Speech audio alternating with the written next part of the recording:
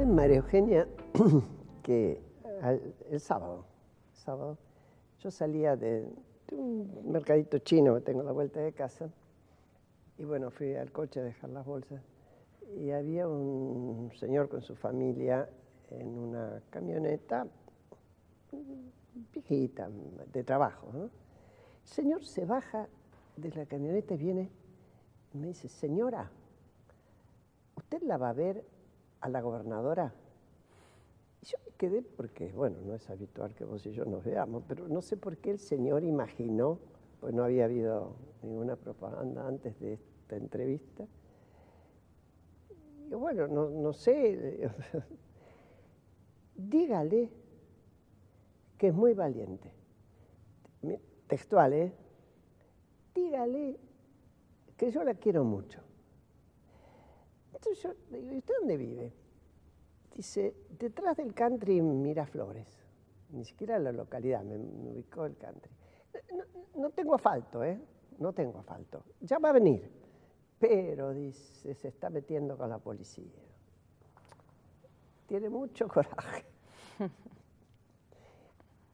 Y yo le dije: cierto, se lo voy a decir cuando pueda, qué sé yo. Bueno, ahora te lo digo. Muchas gracias. Y gracias a él si nos está viendo. Y gracias a ese señor si nos está viendo. Sí, muchas gracias. Es una pelea, ¿no? Es una pelea dura. Pero no es una pelea que solo doy yo. Es una pelea de todos los bonaerenses que hacía años que estaban esperándola. Por eso parece que la doy yo, pero no la doy yo sola. La damos todos. Pero este señor era entre espectador y quiso ser activo. Y claro. Por lo menos te mandó aliento.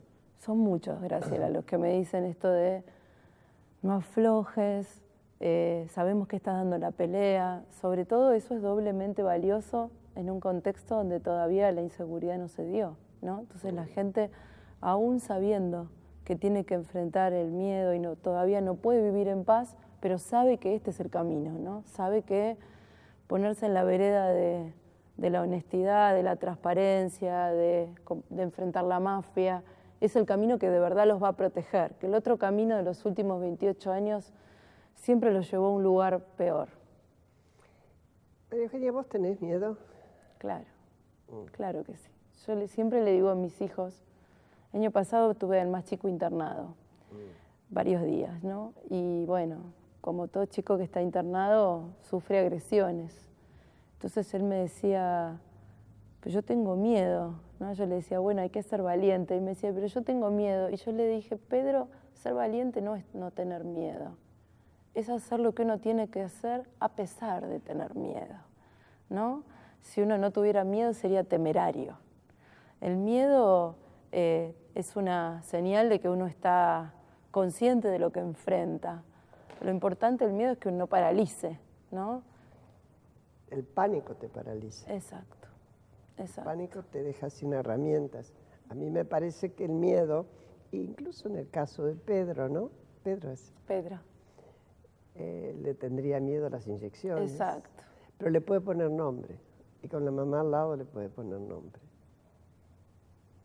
Le pone nombre al miedo. Es reconocerlo, saber que está ahí, que hay una amenaza, pero también saber que ese miedo no se va a superar hasta que uno no lo atraviese y haga lo que tiene que hacer, ¿no? Hemos vivido con tanto miedo durante tanto tiempo, los vecinos de esta provincia. ¿Y hoy a qué le tenés miedo, concretamente, si es que tenés una concreción? Bueno, las amenazas sobre la seguridad de mis familias generan un miedo, ¿no? Uno toma la decisión por uno, pero compromete a todo lo que la rodea, ¿no? Mis hijos, mis padres, siempre es un temor.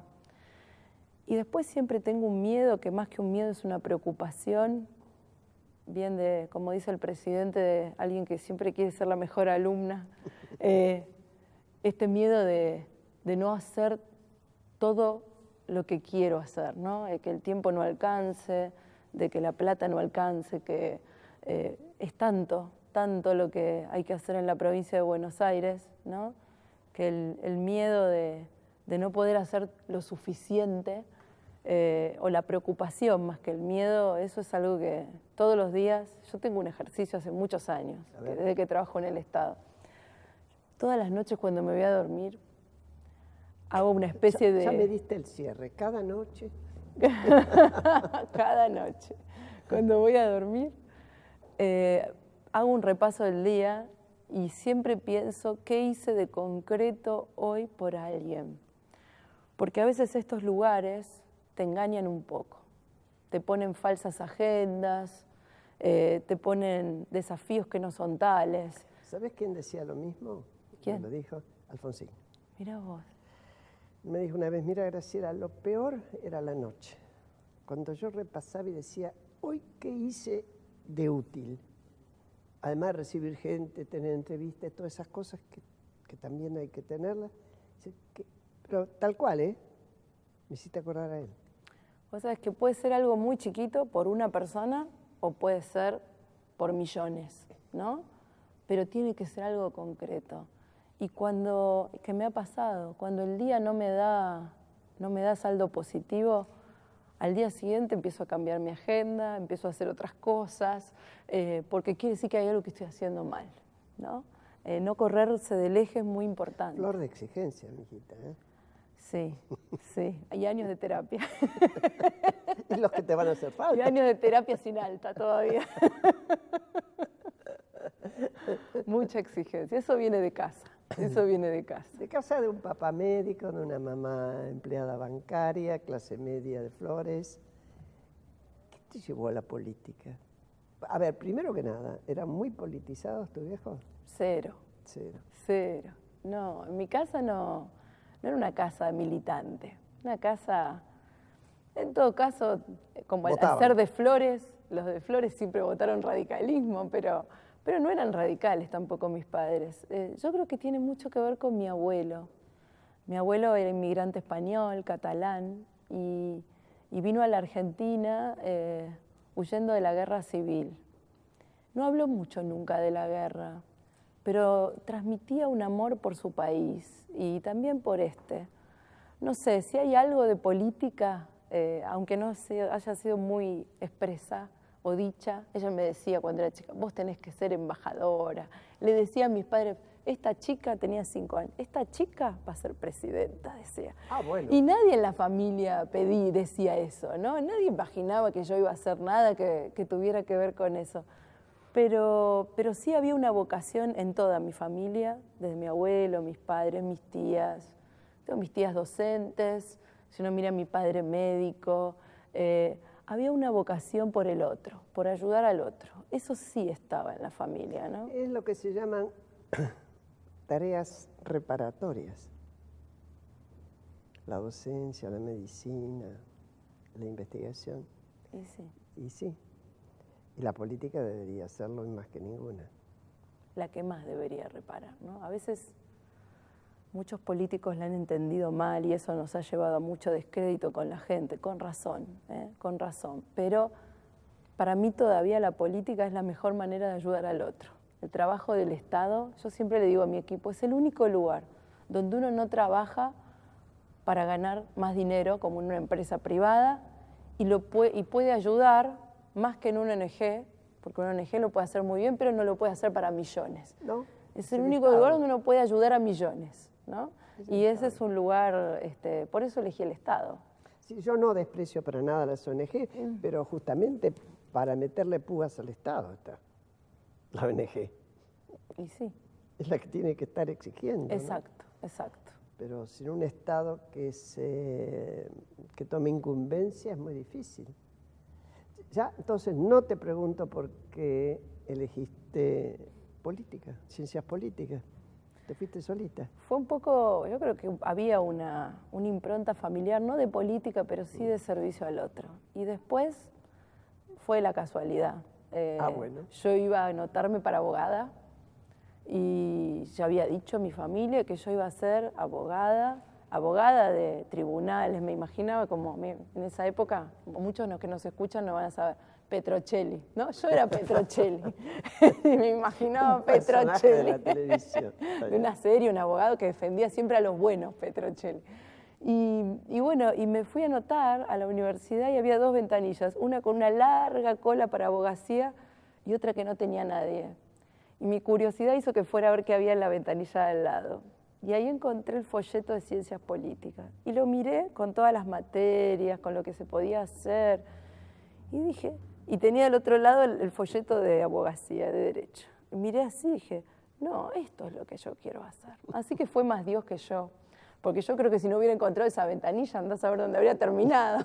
O hubieras pegado la vuelta. O a lo mejor hubiera llegado, pero más tarde, ¿no? No todos tus compañeros hicieron ciencias políticas sí. y sin embargo están en política. Y bueno, y me anoté y llegué a mi casa. Y esa fue la parte más divertida, porque mi papá y mi mamá, una familia que obviamente con mucho esfuerzo me mandaba a la universidad y había una gran expectativa, porque tuviéramos estudios universitarios. Era un tema, yo soy la mayor. Así que, ¿y cómo te fue? ¿Te fuiste a anotar? Era un tema de la cena. Sí, me fui a anotar. Dije, yo me anoté en ciencias políticas. Y mis padres quedaron, ¿no? Los dos, se produjo como un silencio, como diciendo, ¿qué hizo esta chica? ¿Y eso qué es? Y cuando les expliqué. ¿Y para qué sirve? ¿Te vas a ganar la vida? Claro, y mi padre dijo así terminante, ¿y de qué vas a vivir? Y bueno, siempre digo que es como una revancha, porque yo los voy a ver todos los domingos, almuerzo con ellos, y es como una linda revancha que a esta edad poder mostrarles que puedo vivir de eso. Que tenés un sueldo. Que tengo un sueldo, que no me voy a hacer rica, pero que tengo un sueldo. Está muy bien. Vos tenés 43 años. 43. Estás por cumplir en septiembre, ahora en septiembre, ¿no? 44. 44. La verdad que sos re joven para la responsabilidad que te cayó encima. Y tenés una provincia que es casi tan grande como Francia.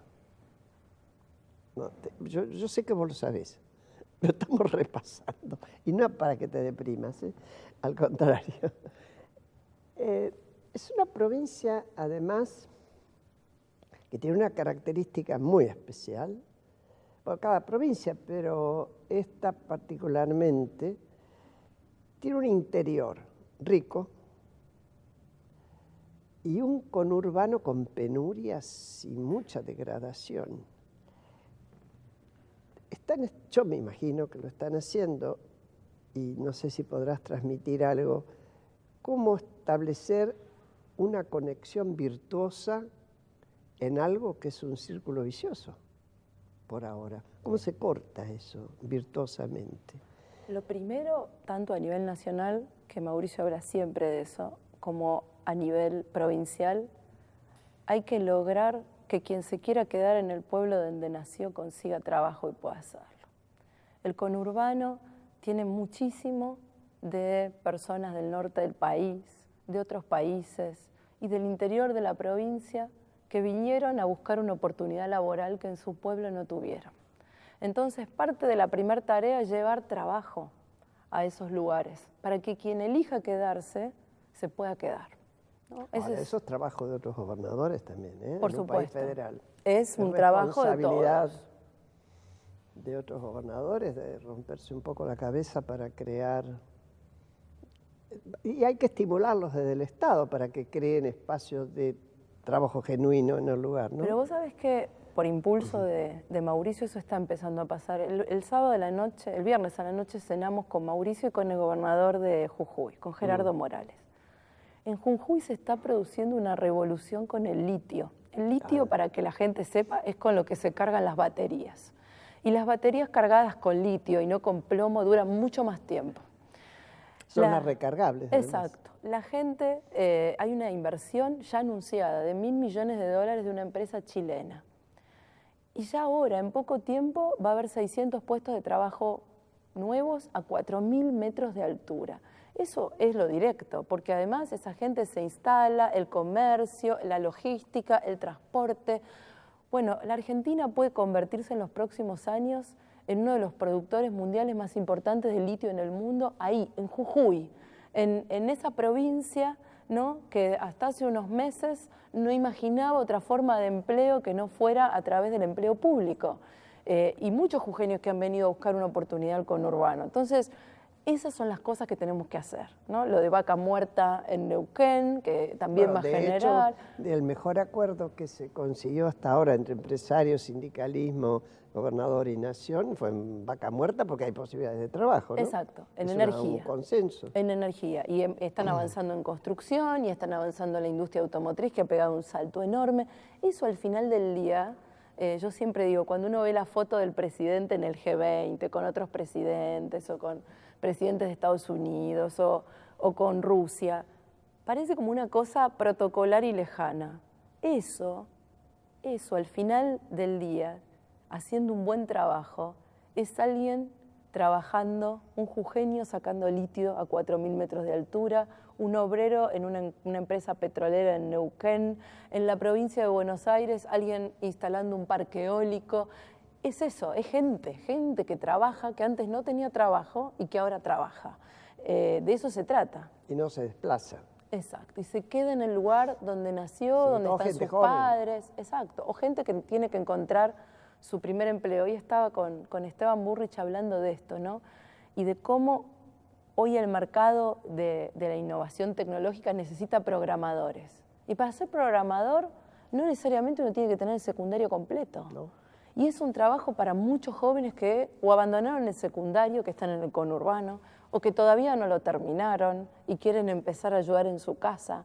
Hay nuevos trabajos si preparamos a los argentinos y a los bonaerenses para tomarlos, ¿no? Y si nos convertimos en personas confiables para que la gente venga a montar esas fábricas. Ya estás carrera presidente. No. No, te lo borro eso. Yo creo que con esto ya estoy hecha, Graciela, porque si realmente este desafío es enorme. Es enorme. Te queda un largo camino a recorrer, muchacha. Había una propaganda antes de un cigarrillo que decía, has recorrido un largo camino. Vos corto, pero te queda todavía largo. Una cuestión. Vos has conseguido... Primero vamos a hablar de este conurbano. Obviamente, la provincia de Buenos Aires, por razones muy especiales, la tengo muy presente, ¿no? En un momento Duhalde exigió, hace años ya, que hubiera el Fondo de Conurbano Bonaerense, el Fondo de Reparación Histórica del Conurbano Bonaerense, que tomaba en cuenta esto que vos contás. Mucha gente se desplaza de distintas provincias, con lo cual carga menos sobre el presupuesto de la provincia de origen, y quien tiene que cargar es la provincia de Buenos Aires. Y se le pide un aporte a las provincias.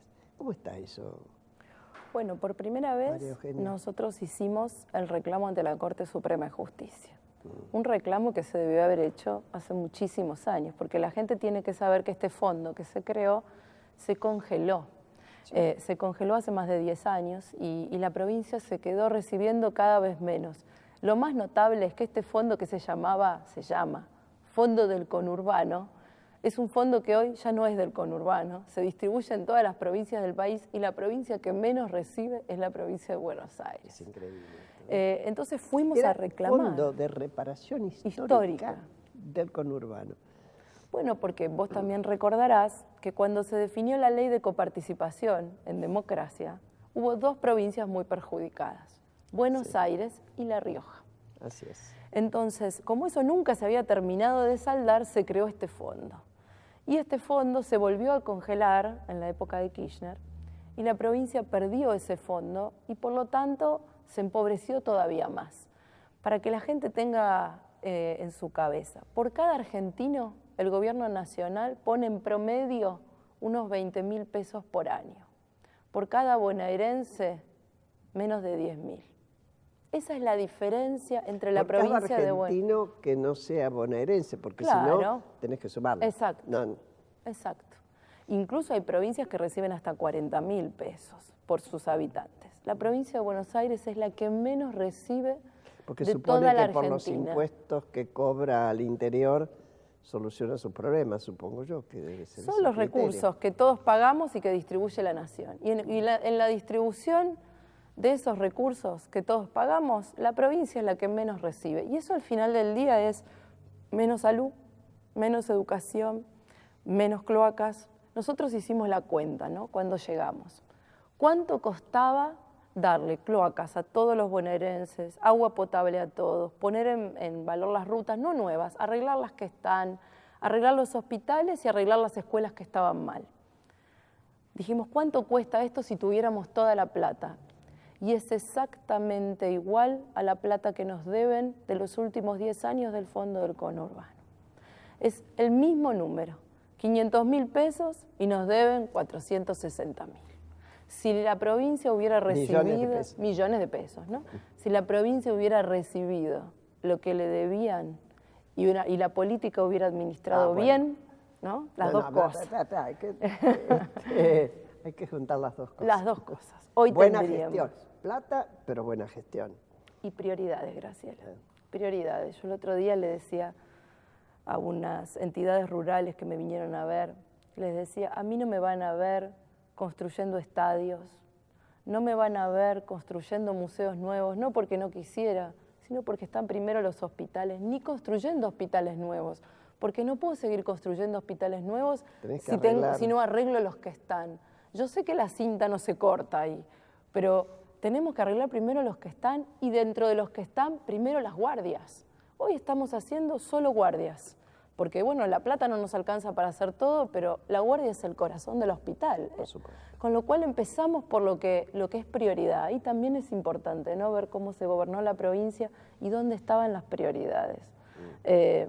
Yo cada vez que voy al Estadio Único de La Plata me enojo mucho, porque pienso en todo lo que se podría haber hecho con ese dinero, en un estadio que no genera recursos ni para mantenerse a sí mismo, ¿no? Además, sí, realmente es... El símbolo de el no haber pensado en la gente, de verdad.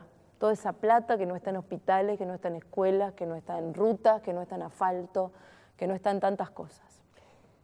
María Eugenia, bueno, vos todavía tenés pendiente el tema de cómo se resuelve el conflicto con educación, así que hasta ahora lo has ido llevando, lo has ido llevando bastante bien, siendo que es un gremio muy duro, el gremio docente, y que es muy importante. Y yo vi una discusión entre vos y Cristina Fernández de Kirchner. Por primera vez te vi enojada, evidenciando, cuando dijiste es mentira. Y es muy fuerte decir es mentira en política. Y está bien que hay que decirlo cuando es mentira. Cuando ella aseguró que los chicos no comían porque como había huelga docente no había comedores, y vos le dijiste, con los chicos no. Primero, hemos logrado algo con los gremios, ¿no? Más allá de que todavía no hay acuerdo, hemos logrado algo que no es menor en 25 años en la provincia. Estamos discutiendo con los chicos en las aulas. Después de un primer paro violento de muchos días, los gremios entendieron que el paro no era la manera, que se han hecho 125 paros en los últimos 10 años y los salarios no están mucho mejor y lo que es peor, la educación pública está peor. Ese es el asunto. Y hemos perdido chicos de las escuelas públicas. Entonces, si aquellos que dicen y quieren... a escuelas privadas o se quedan sin escuela. Exacto. Aquellos que dicen defender la educación pública, ven que en los últimos 10 años los chicos se van de las escuelas públicas. Está claro que hay algo que estamos haciendo mal y lo tenemos que cambiar. Y esa es la discusión de fondo. Entonces, creo que el primer avance es que por primera vez hay clases, aunque no haya paritaria cerrada. Y nos sigamos reuniendo. Y por lo tanto comedores, pero también los días de paro, como dije yo a la expresidenta, están abiertos los comedores. Y lo segundo fue que los maestros no tuvieron que esperar que hubiera paritaria para que hubiera aumento. Porque lo que nosotros hicimos fue ir liquidándoles el aumento igual, hasta que nos pusiéramos de acuerdo a cuenta de la paritaria. Y tampoco hubo decreto. En ningún momento yo pensé, bueno, como no nos ponemos de acuerdo, voy a decretar el aumento. Decretazo y ya está. Porque yo creo en el diálogo y porque estas personas, que son representantes gremiales, independientemente del partido en el que militen, van a ser mi contraparte en los próximos 3 años. Claro. Y yo quiero cambiar esa cultura de que el paro pone de rehenes a los chicos y entonces el gobierno cede. Porque ¿qué es lo que cede en realidad? Ni los maestros están conformes con sus salarios, ni los chicos se quedan en la escuela pública. No hay diferencia entre el docente que va a trabajar todos los días y el que abusa de la licencia. Discutamos en serio qué nos pasa como sistema educativo para que todos estén mejor. Y bueno, creo que lo han podido empezar a compartir. Y por eso estamos a mes de junio, faltan 15 días para que empiecen las vacaciones de invierno. Y más allá de los conflictos que hemos tenido, los chicos están en la escuela y comen todos los días y comen mejor que en diciembre de 2015 porque nos hemos ocupado. De mejorar los comedores. Absolutamente. No solamente en el monto de la ración, sino en la manera. Digo, hay una manera de hacer las cosas. No es, yo a mi equipo le digo siempre, no es solo lo que hacemos, sino cómo lo hacemos. Entonces, cuando aumentamos las partidas para los consejos escolares, porque son ellos los que compran, hicimos un acuerdo con universidades públicas y con Esteban Carmuega y Sergio Britos, que son para mí dos de los argentinos que más saben de nutrición infantil en la Argentina. Y les dije a ellos, vayan a las escuelas, hagan una evaluación. Ahora que tienen más dinero, díganme si lo están aplicando bien y si los chicos comen bien. Se pesaron todos los platos de 500 escuelas. Se vio cómo se cocinaba en la cocina, hablando con las cocineras. Entonces no es solo más plata, es un trabajo de cómo se hace. Por eso tal vez ese día me enojé, porque realmente había habido mucha gente que venía y que viene trabajando para que eso suceda, ¿no? Y a mí cuando una madre, una vez me mandaron una carta que decía albóndigas con papa y banana con dulce de leche. Así se llamaba la carta. Y era una carta porque había mejorado el comedor y había vuelto la carne y había vuelto la fruta. Y yo me pongo contenta con esas cosas, aunque no todo el mundo las sepa, que esa madre haya visto que su hijo come mejor, eso justifica esa noche. Esa noche me voy a dormir tranquila. No es cada noche lo de la banana, pero es una noche. Vos tenés por delante, no quiero amargarte la vida,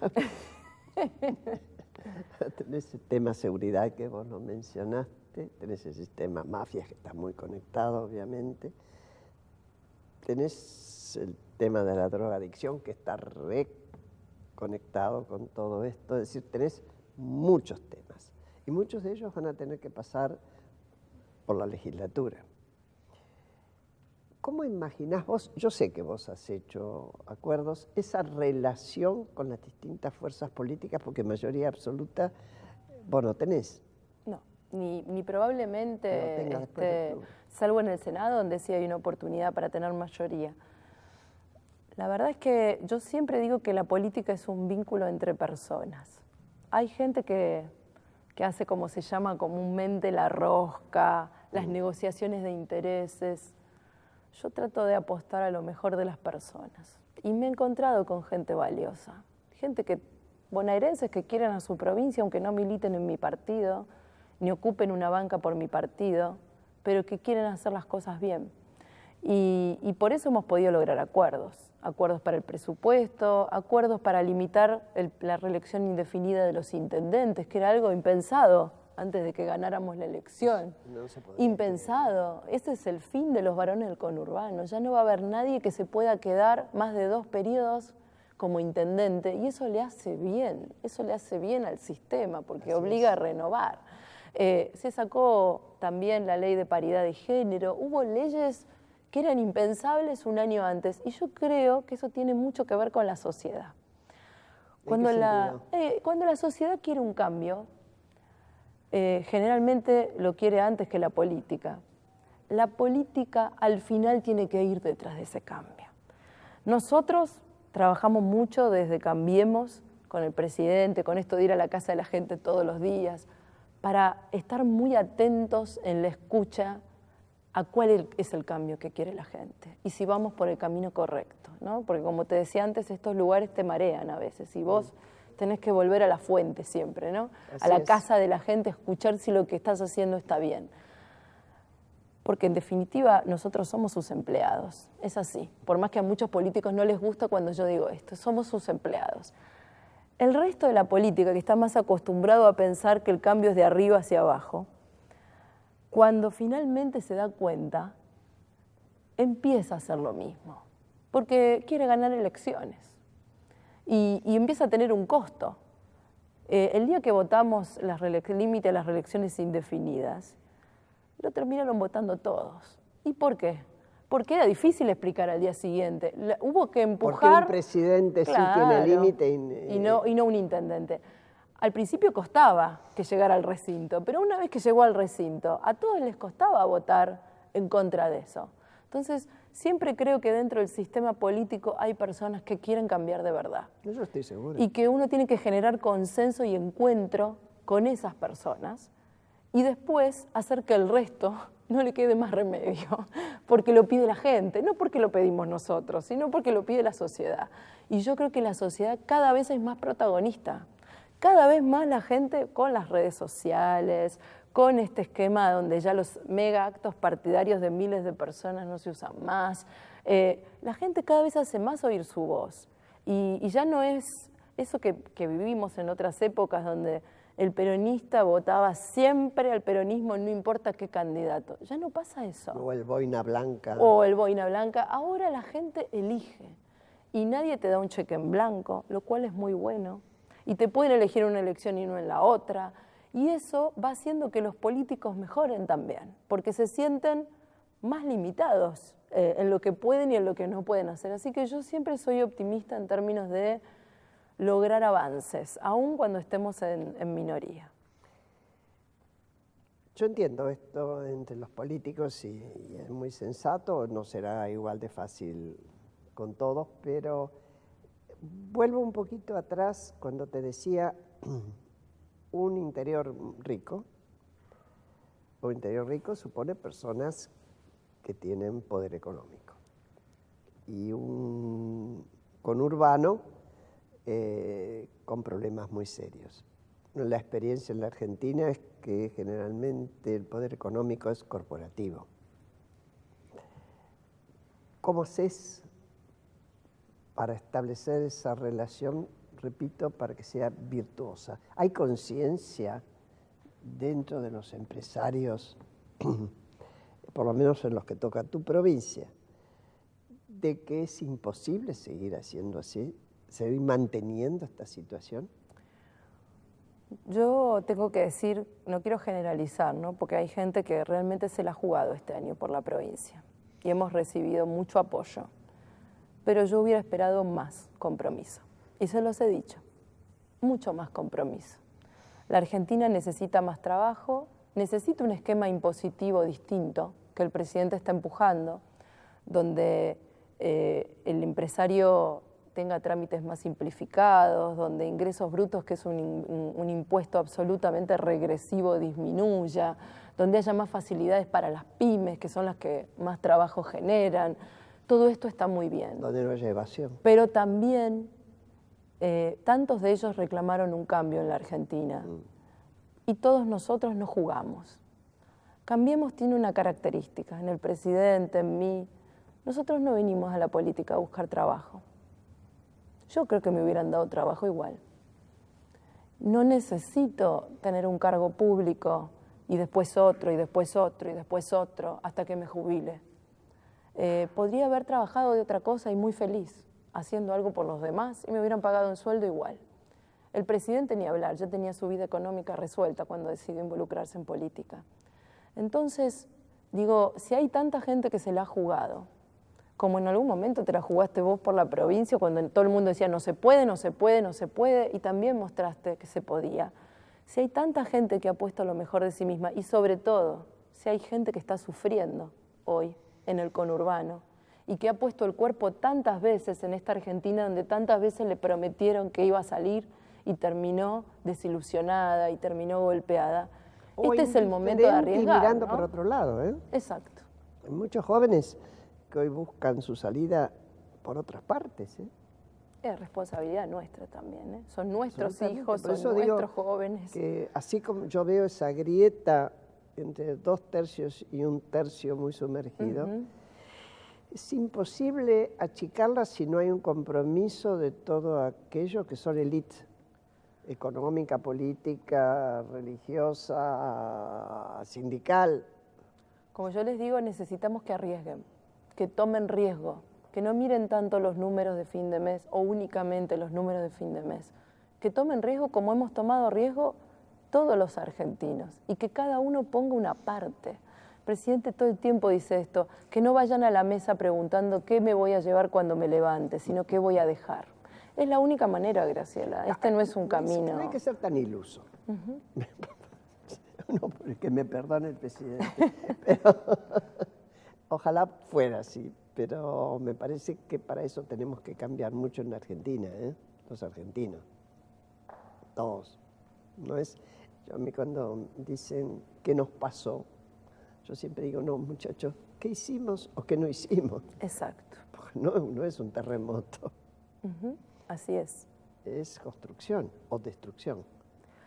Es que, Graciela, en algún caso, si muchos argentinos o algunos argentinos, porque yo creo que la mayoría de los argentinos lo hace todos los días, levantándose a las 5 de la mañana, yendo a trabajar igual, si algunos sectores no lo hacen por la convicción de los valores, que lo hagan por el pragmatismo de saber que no hay otro camino que no sea ese. Yo siempre digo, yo doy la pelea contra la corrupción en las fuerzas de seguridad en la provincia, porque no estoy dispuesta a negociar con ellos, pero también porque creo que ese modelo fracasó. Y lo único que hubo fue más inseguridad a lo largo de los años. Dejar que las fuerzas de seguridad se autorregularan y mirar para otro lado o llevarse una parte de la recaudación solo dañó más a los bonaerenses. De la misma manera, seguir viendo qué me llevo y cuál es el máximo que me puedo llevar sin pensar en el conjunto, lleva un límite, tiene un límite y ya estamos en ese límite. Si no cambiamos ese modelo, si no cambiamos la manera de vincularnos, no solo con la grieta, sino con todos estos temas, la Argentina no hay más, yo no creo que haya un liderazgo individual, ni del presidente, ni mío, ni de nadie. Acá no va a venir nadie a salvar la Argentina. Es que esto en el depende de mundo nosotros. se acabó eso. Exacto. El mundo se acabó. Exacto. Depende de nosotros. ¿Por qué vamos a vivir diferente, digamos? Depende de nosotros. Únicamente, es la buena y la mala noticia, que únicamente depende de nosotros.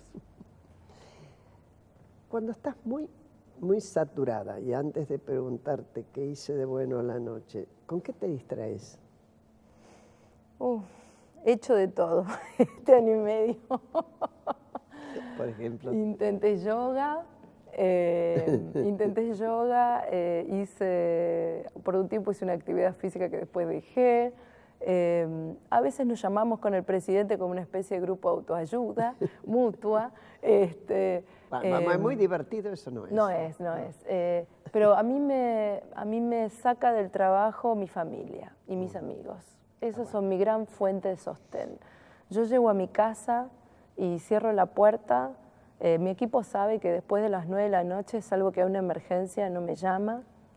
Y ese es mi momento para ser mamá, para ser solo María Eugenia, o cuando voy a comer los domingos o almorzar los domingos a la casa de mis padres, o cuando me junto con mis primos y mis primas, nos juntamos el otro día a celebrar los 93 de mi abuela.